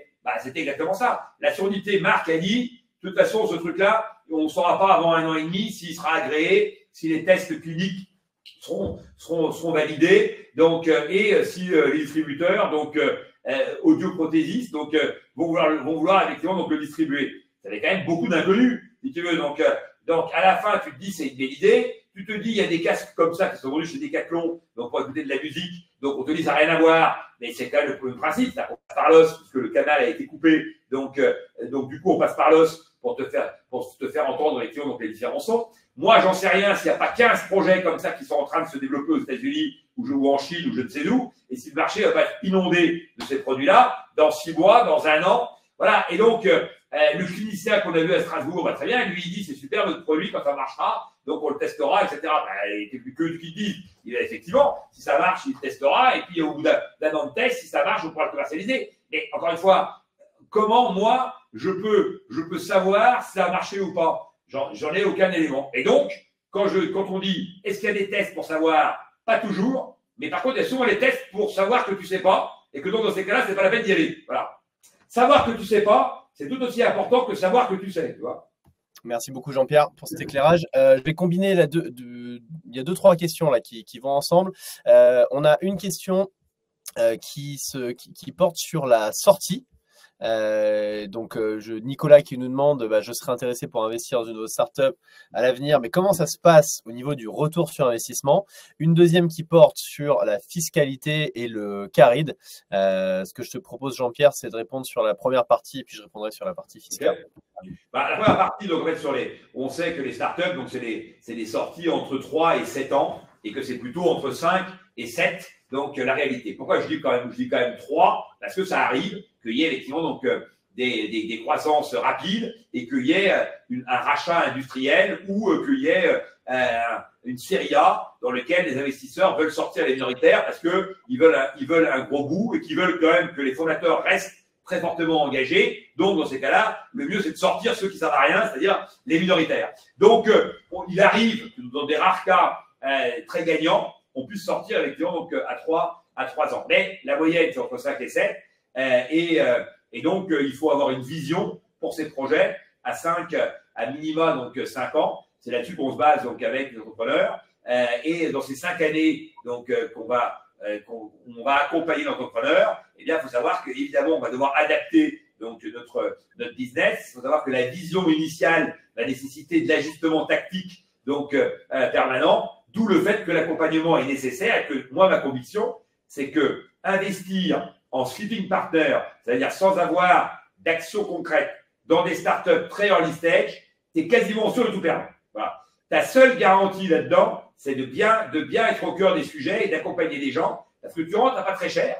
Donc, tu peux faire des plus-values, évidemment, dès que ça commence donc, à s'emballer, mais l'emballement est très compliqué à mettre en œuvre. Et donc, il y a beaucoup de casse, on l'a dit tout à l'heure, raison pour laquelle, donc, si tu investis dans des boîtes, tu as plutôt intérêt à investir, dernier conseil, donc sur 4-5 entreprises plutôt que sur une seule. Voilà. Et quand tu investis sur 4-5 et que tu as 5 ans devant toi, eh ben, normalement, tu dois effectivement donc, produire de la plus-value. Oui, parce qu'au final, le multiple potentiel sur une startup qui est early stage, donc en démarrage, quoi, finalement, est beaucoup plus important que sur une boîte qui a déjà un chiffre d'affaires bien établi, de la renta, parce que tu rentres, tu sais à combien tu rentres, tu vas rentrer en général à un prix plus bas. C'est ça. Voilà. Et tu peux même rentrer très bas quand, effectivement, donc, comme dans l'émission, quelqu'un a vraiment besoin de cet argent pour faire la démonstration de son concept, auquel cas, tu rentres à un prix très bas. Et là, tu trouves des mécanismes qu'on avait déjà évoqués, donc de réduction. Mais globalement, on a un très bon exemple avec le club Fameux Investissement et Bigo, qui est Ciao Ciao. Dans l'émission, il faisait 30 000 € de chiffre d'affaires, 30 000 €. Bon, on a investi avec Eric Larchevêque donc, sur une valo à 500 000, qui peut paraître basse, mais qui était élevée par rapport à un gars qui fait 30 000, hein, donc, et qui était au tout début. Bah, l'année suivante, il fait 700 000. Cette année, il va faire 1,5 million. On vient de lever donc 600 000 € sur une valorisation à 2 millions donc, d'euros. Donc, on est à 4 fois la mise. Donc, au bout d'un an, hein, mais on n'est pas sorti. Donc, on est à 4 fois la mise théorique. Parce que si le gars, maintenant, parle en décroissance, ben, tu auras été à un instant riche de 4 fois la mise et tu auras quand même, effectivement, tout perdu. Ma conviction, c'est que Ciao Ciao, on fera un exit à horizon 3 ans, 4 ans, donc sur une valeur plutôt à 10 millions, donc qu'à 2, et que donc tous ceux qui sont venus avec nous sur une valeur à 2 millions, donc vont faire plutôt un multiple de 4-5, plutôt qu'effectivement, donc, qu'un intérêt de 5% par an s'ils avaient placé leur argent donc, à la banque. Et encore 5% tous les après, c'est plus 3,5%. Donc là, dans ce cas précis, voilà, ça a un peu toutes les vertus. La boîte est déjà en très forte croissance, elle est rentable, voilà. Il lève de l'argent, donc ça consolide son business. Et donc, pour conclure là-dessus, ceux qui sont rentrés sur une valeur à 2 millions ont évidemment donc sans doute été beaucoup plus prudents et pris moins de risques, et ont beaucoup plus de chances d'avoir un taux de transfo maintenant qui est beaucoup plus élevé que le mec comme moi qui est rentré sur une valeur à 30 000. Et donc moi, je suis capable de faire ça, de rentrer à 30 000. Moi, je déconseille complètement aux gens qui nous écoutent de faire ça. Ça, c'est un truc quand tu as vraiment une traction personnelle et que tu connais bien le secteur. Quand tu es moins à l'aise, viens dans un club deal comme Fameux Invest, rentre dans cette bonne dynamique donc qu'on est en train d'essayer de créer, comprends les explications qu'on donne et investis prudemment dans les différentes boîtes. Mais tu vois, on est sur des boîtes qui ont déjà un degré de maturité un peu plus élevé. Donc, Ciao Ciao, on sortira à 3-4 ans sans doute. Donc, parce qu'on est déjà donc, sur quelque chose d'un peu avancé. Voilà. Et je pense qu'il y a un point qui est assez intéressant, c'est que là, ce qu'on voit sur les membres du club, on a vraiment de tout. On a des chefs d'entreprise, des investisseurs, des banquiers privés qui ont l'habitude d'investir. Et puis, on a des gens qui viennent, qui rentrent, prennent leur adhésion dans le club pour apprendre à investir, pour s'y mettre, parce que effectivement, là, ce qui est intéressant, c'est ils peuvent choisir de rentrer dans le deal que tu présentes dans le cadre du club ou de ne pas le faire. En revanche, ils savent que toi, tu rentres dans ce deal-là, parce que c'est important quand même de le dire. Fairmove investit aux côtés des investisseurs, aux mêmes conditions que les investisseurs. Juste là-dessus, pour les puristes qui venaient vraiment ou ça, dans le Ciao Ciao, sur le dernier tour, donc on n'a pas investi, puisque ça a été sursouscrit et que tout le monde voulait absolument donc en avoir. Donc du coup, moi, j'ai renoncé à investir pour laisser de la place aux gens. Certains m'ont engueulé, même en me disant que c'est de ma faute, ils n'avaient pas pu investir parce que j'ai prévu trop tard ou je ne sais quoi. Bon, c'est sans doute qu'effectivement, donc ils n'étaient pas encore dans le club et qu'on leur a bien dit, rejoignez le club Fameux Investissement, donc, et vous serez au courant un peu de toutes les infos. Donc, on investit évidemment donc, sur toutes les boîtes, sauf cas exceptionnel, si on doit faire de la place donc, aux membres du club et qu'il y a certains qui pourraient être lésés parce qu'ils n'ont pas réussi effectivement donc, à investir sur un bon coup. Je ne vois pas qu'après on dise, voilà, mais vous l'avez fait au détriment des membres du club. Donc évidemment, les membres du club sont prioritaires. Ouais. Et d'ailleurs, et également, il y a un point qui est important dans l'accompagnement et l'alignement des intérêts. Donc, pour répondre à la question sur les frais, donc il n'y a pas de frais, hein. C'est-à-dire que le club, vous avez l'abonnement, donc 590 € pour l'année. L'abonnement vous donne accès donc au masterclass, au canal d'échange pour échanger en direct avec Jean-Pierre, avec tous les autres membres du club, donc des lives type celui-ci et puis d'autres qui vont vous apprendre à investir, à analyser des boîtes. Également, à l'accès à 6 deals minimum par an, qui sont des deals donc, qui ont été sélectionnés, négociés, qui vont être accélérés par Jean-Pierre.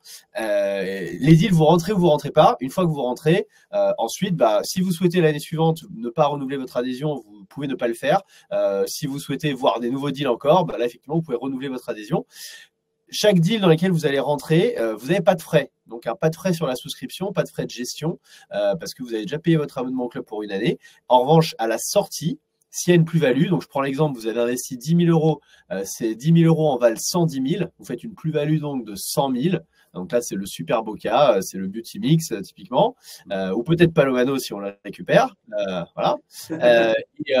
Vous allez avoir ce qu'on appelle un carried. Le carried, c'est un pourcentage de cette plus-value qui revient au club Fairmove Invest, et donc là, c'est 20%. L'idée, c'est d'aligner les intérêts et donc de rémunérer le travail qui va être fait sur les 3 à 5, 7 prochaines années, à la fois pour accélérer la boîte et également pour trouver des opportunités de sortie. Parce que ça, c'est quand même important de le dire. C'est pas parce que tu rentres que derrière tu sors. Et l'intérêt d'avoir un entrepreneur qui est entré, qui a monté des boîtes, mais qui les a revendues et qui sait faire de l'acquisition, de la revente, qui a tous les contacts aussi dans le secteur et dans un même secteur, qui connaît du coup les potentiels acheteurs de ce secteur-là, c'est aussi de créer des opportunités de sortie. Et donc d'avoir ce qui est la chose qui est en fait finalement assez rare parfois à mon côté, et qui est la problématique de l'investissement en startup, qui est la liquidité.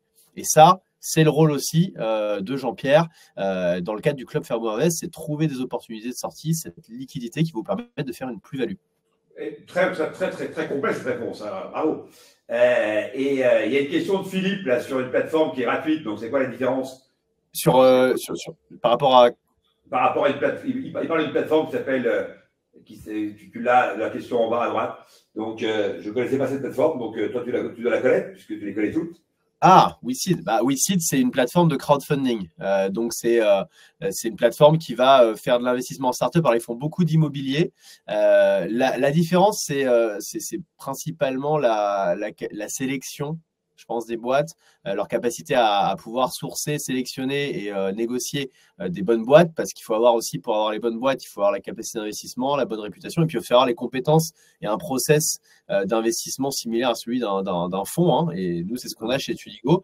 Ce qu'on rajoute en plus donc chez Tudigo, vous pouvez investir sans frais dans les boîtes. Alors maintenant, il y a en train de mettre en place quand même des frais de gestion, parce qu'on met en place un gros accompagnement des entreprises post-investissement, notamment pour faire le suivi, leur mettre à disposition des experts. Alors pas au point d'un Jean-Pierre Nadir qui vraiment est au quotidien, pas au quotidien, mais de manière hebdomadaire quand même avec les entrepreneurs pour faire des suivis, ouvrir des portes. Mais la différence avec le club, effectivement, Fairmove Invest, c'est que là, on a une sursélection. Donc, on va vraiment être sur une thématique donnée avec la double sélection Jean-Pierre Nadir, Tudigo, et puis cet accompagnement sur la durée d'un point de vue purement opérationnel et commercial des entreprises qui ont été présentées aux membres du club. Il y a une question donc sur les masterclass qu'organise donc Éric Larchevêque. Est-ce que tu veux faire la même chose? Je rappelle que les masterclass d'Éric sont payantes. Je sais plus je sais pas quel est le coût de ces masterclass, mais je sais que sur internet donc c'est 990 € donc la demi-heure et 990 € la demi-heure et et dans le domaine de l'archevêque donc ça doit être de l'ordre de 1500 ou 2000 € donc les 2 jours. Je crois, ou la journée, je ne sais pas exactement. Donc, avec le repas, avec un tas de trucs, ça va être très, très sympa. C'est des petits groupes de 10-12, donc ils sont très en contact d'Éric, à l'évidence. Non, moi, pour répondre à la question posée, donc moi, je ne peux pas faire ça parce que j'ai pas le temps. Donc, très franchement, entre Fairmove que je dois développer donc, et toutes mes startups, je ne peux pas à la fois vous dire je vais animer tout ça et en même temps, effectivement, dire je fais une masterclass. Par contre, on va organiser donc un événement donc très prochainement pour réunir donc tous les membres de Fairmove Invest. Et donc là, on pourra échanger, partager donc sur les deals déjà faits, sur les futurs deals. Je vais aussi faire un événement où je vais réunir toutes mes startups, donc de manière à ce que ça crée une dynamique entre elles. Voilà, je pense Alors, il y a une question sur le ROI de Saint-Brévès, on ne le connaît pas encore, puisqu'on a fait 3 deals donc, depuis le mois de septembre dernier, donc on est au tout début, évidemment, de l'aventure. Donc, on est, moi, dans le domaine du travel, j'ai plutôt fait du 4-5 fois donc, la mise, et donc c'est ce qu'on espère faire sur Fairway Investissement. Voilà, c'est ce qu'on a dit sur Ciao Ciao, 2 millions à l'entrée, 10 millions de ballots à la sortie. C'est un peu ce qu'on cherche donc à faire. Après, soyez donc convaincus qu'il y aura des boîtes qui vérifieront. Malgré tout ce qu'on aura voulu faire, on n'y arrivera pas. Et d'autres, peut-être une autre qui cartonnera et qui donnera beaucoup plus de rentabilité que ces multiples-là. En moyenne, donc on va essayer de sortir du 3-4 fois. C'est à peu près la promesse qu'on fait donc, dans le club Fairway Invest. Voilà. Ah ben voilà, on met le truc 5 000 € les 2 jours. Voilà, donc moi, j'ai été très prudent à 1 500 de 2000, donc 5 000 les 2 jours. Bon, ben voilà, c'est un budget. Très bien, hein, je pense que passer avec 2 jours avec Eric, ça va être formidable.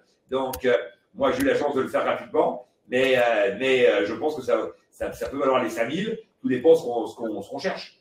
Okay. Donc, si on met 10 000 €, on sort à 110 000, on retire 20% pour le club. Il y a raison, 80 000, c'est ça. Donc, exactement, il y a 100 000 de plus-value et donc 20% sur les. Évidemment qu'il n'y a pas 20% sur les 10 000 de la mise initiale.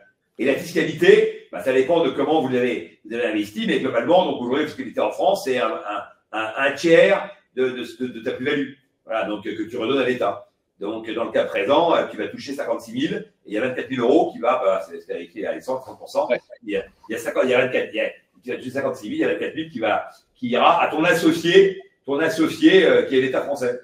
Et possible de rentrer en société. Donc là, effectivement, voilà, ça change aussi les dispositifs parce que si vous rentrez en tant que société, vous investissez, la plus-value va vous créer un produit exceptionnel dans votre compte de résultat, donc il va s'ajouter à votre chiffre d'affaires. Et là, ça dépend de ce que vous avez en charge en face. Si les charges en face du chiffre d'affaires plus ce produit, cette plus-value, vont vous donner un résultat. Ce résultat va déterminer votre impôt sur les sociétés. Donc voilà, donc c'est pas du tout la même fiscalité. Après, pour ceux qui veulent optimiser, vous pouvez aussi investir via un PEA, avec votre PEA ou votre PEA-PME. Et là, vous n'avez pas les 30% de flat tax, vous allez avoir 17,2% parce qu'on enlève les prélèvements sociaux. Voilà, donc il vous reste juste les prélèvements sociaux. Donc ça, si vous voulez aller dans l'optimisation, il y a les conseillers Tudigo qui sont là aussi pour vous accompagner dans les investissements derrière. Le support est là pour vous aider là-dessus. C'est quoi une niche? Pouvons-nous investir dans une niche? Je pense qu'ils pensent à une niche fiscale. D'ailleurs, c'est intéressant parce que vous avez des entreprises, hein, de manière générale, les entreprises, Ciao Ciao, on prend le cas de l'investissement dans Ciao Ciao, les entrepreneurs, enfin les investisseurs sont éligibles à une réduction d'impôt de 18% du montant investi. C'est-à-dire que sur 10 000 € investis, il y a 1 800 € qui se déduisent de la feuille d'impôt. On aura des entreprises qui sont plus technologiques potentiellement et qui rentreront dans le cadre du dispositif Jeunes entreprises innovantes de croissance ou de rupture et qui seront même peut-être éligibles à une défiscalisation de 30% du montant investi. Donc, si on se parle de niches, il y a des niches aussi fiscales qui ont été créées. Je ne pense pas des niches parce que c'est prévu pour être large et pour être accessible à tous. Voilà. Très bien. Je note que sur le bouton, on a relié le club Fairway Invest. Donc, on arrive sur la préinscription. Donc, il faut juste rappeler qu'il n'y a plus de préinscription parce que pour l'instant, le club est ouvert. Donc, on peut s'enregistrer directement. Donc, je pense qu'il y a une erreur de routage. Il faudra juste qu'on vérifie. En plus, ceux qui seraient passés par ce formulaire, donc, si on les récupère, qu'on les réintègre voilà, dans notre fichier. Voilà. Je vois le temps qui est filé. On a dépassé pas mal de temps. Merci à tous ceux qui sont restés avec nous aujourd'hui. Vous avez le lien également là, pour découvrir le club. Vous avez dans le chat aussi le numéro du support. Si vous avez des questions, vous pouvez également envoyer vos questions à support@studigo.co. Mais bon, n'hésitez pas à cliquer là pour découvrir le club et commencer le processus d'adhésion. Si vous avez des questions, on y répond par téléphone, par mail. On vous donne rendez-vous très très vite sur le club, donc sur le canal dédié à la communauté. Et puis pour les autres également, la semaine prochaine pour un nouveau débrief. Oui, merci, alors, ce sera la dernière, donc il ne faut pas la louper, hein, c'est la dernière soirée de Studio Associé, donc ce sera, je pense, une très belle soirée. Il va y avoir pas mal de cas très intéressants dans lesquels je serai assez présent. Donc voilà, vous verrez tout ça donc mercredi prochain. Et puis on fera encore un débrief la semaine d'après pour faire le débrief complet de toute la saison. Donc celui-là, il sera sans doute très nourri, parce qu'il y a beaucoup de choses à dire, et que c'est intéressant, une fois que tu as vu tous les cas, de resituer un petit peu donc, les différentes thématiques, ceux qui t'ont le plus plu, ceux qui ont trouvé des investisseurs qui te semblent logiques, ceux qui ont pris des investisseurs qui te semblent moins logiques. Je pense à un cas où Eric n'a pas été choisi alors que manifestement il avait plutôt le discours le plus rodé donc, sur le sujet. Ceux aussi qui ont pas trouvé et qui vous semblent pas normal, parce que là je pense qu'il y a c'est intéressant d'être challengé aussi par la vision des spectateurs. Merci à tous, à jeudi prochain, donc 12h30. Je vois que Alexandre est déjà parti, donc il fait un peu comme Tapi dans Ambition, il marche, mais lui c'est à la fin, donc pour rejoindre sa loge. Salut!